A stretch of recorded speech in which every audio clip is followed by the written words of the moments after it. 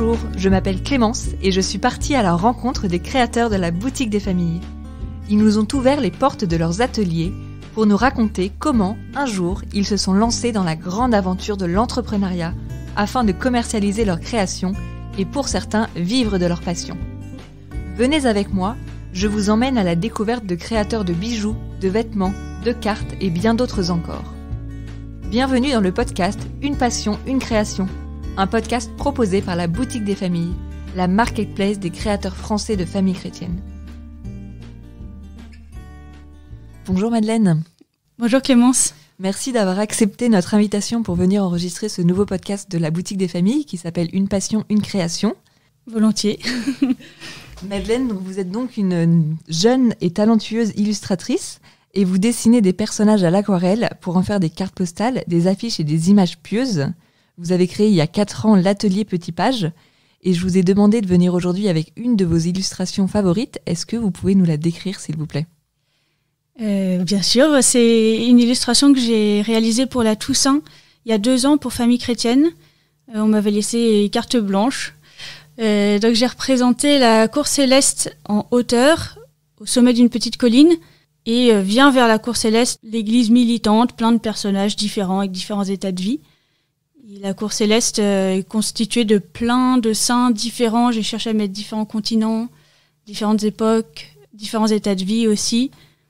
Et le passage pour aller de la cour céleste de la terre à la cour céleste, c'est une croix lumineuse avec une toute petite porte grande ouverte au milieu.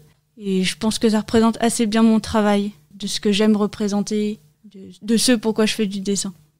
Bravo, c'est vraiment très joli cette image. C'est vrai que je la reconnais parce que je vous l'avais demandé il y a 2 ans. Donc moi, je la vois de près et c'est vrai que c'est un travail très très rigoureux et qui élève vraiment l'âme, je trouve, avec beaucoup de couleurs et effectivement des saints patrons qui viennent de partout. Mais je suis contente d'avoir cette description en plus parce que j'avais juste eu l'image mais sans toute la description autour. Donc ça m'ouvre encore des nouveaux horizons en voyant cette image. Merci. Et du coup, pour dessiner ce genre d'image, comment est-ce que vous faites ? Est-ce que vous dessinez tout à la main et ensuite vous numérisez ou est-ce que directement vous dessinez sur une tablette graphique ? Je dessine tout à la main parce que je suis pas du tout à l'aise sur la tablette. Et après, j'imprime mon tracé parce que je peux pas dessiner sur le papier aquarelle. Enfin, je peux pas gommer. Et ensuite, je peins et après, je numérise tout ça. Et après, il y a un gros travail de retouche pour produire un fichier imprimable. Et en tout, ça prend combien de temps entre la commande et le rendu pour une image comme celle que vous nous avez présentée ? Comme ça, il doit y avoir peut-être 4-5 heures de crayonné et 3 heures de peinture. Et après, je pense 2 heures de numérisation, de reprise. Et donc, vous avez toujours été artiste ou avant, vous faisiez autre chose ? J'ai toujours dessiné, j'ai toujours beaucoup bricolé, mais ma formation initiale, c'est relieur. Je suis rentrée en école d'art pour faire de l'illustration, mais j'ai pas été prise dans cette section, donc j'ai fait de la reliure pendant 2 ans. Après, j'ai travaillé dans ce métier pendant presque 4-5 ans. Et j'aurais pu faire, je pense, n'importe quel métier artisanal. J'avais hésité avec cordonnier et coutelier aussi, donc tant qu'il y avait de la technique, moi, ça me plaisait. Et après, quand je me suis installée en tant que relieur, mais en fait, c'est le dessin qui a pris le pas et aujourd'hui, c'est 90% de l'activité. Et là, vous travaillez uniquement pour des particuliers ou vous avez aussi des commandes de groupes, de paroisses ? Alors, beaucoup des particuliers pour la vente en ligne, de cartes et de tirages, et ensuite pour les commandes de dessin sur mesure, un peu des particuliers et beaucoup des paroisses, un diocèse, des associations, des écoles. Et toute votre clientèle, vous la constituez comment ? Quand je me suis installée, ça correspondait à un moment où j'ai déménagé aussi. Et je suis arrivée dans une ville où je connaissais personne, à Rambouillet.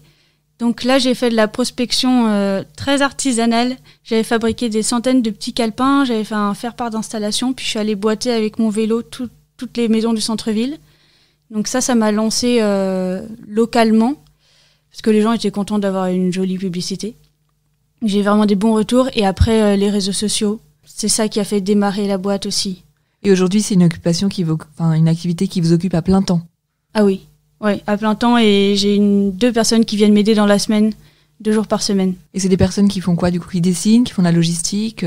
Alors, le problème, c'est que le dessin, c'est la seule chose que je peux pas déléguer. Donc, il y a une jeune femme qui s'occupe des expéditions, un peu de la comptabilité, tout ce qui est secrétariat, en partie. ce qui est une autre partie quand même que je fais encore. Et puis une autre femme qui fait la reliure cette année. C'est tout récent. J'accepte peu de reliure parce que je crains de ne pas avoir le temps, mais depuis que j'ai cet employé, j'espère qu'on pourra répondre un peu plus à la demande.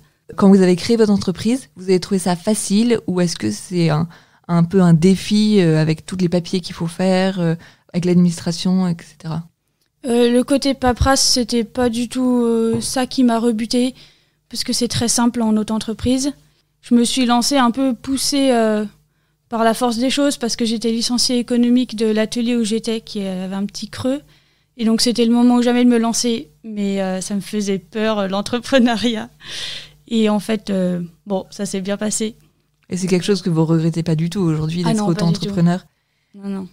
Et votre agenda, vous arrivez à le caler d'une manière un peu fluide, parce que je suppose qu'aucune de vos journées ne se ressemble, comme vous avez des projets assez différents. Alors ça, c'est sûr qu'il n'y a pas 2 journées pareilles. Et en plus, les cerveaux droits, c'est pas l'organisation, c'est pas notre fort.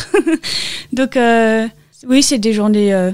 Il n'y a pas 2 journées pareilles, il n'y a pas 2 semaines pareilles, il n'y a pas 2 mois pareils non plus. C'est un rythme qui me convient aussi, qui permet d'être assez souple. Ce qu'il faut, c'est apprendre à dire non pour pas se laisser déborder par un carnet de commandes trop plein et s'épuiser à la tâche.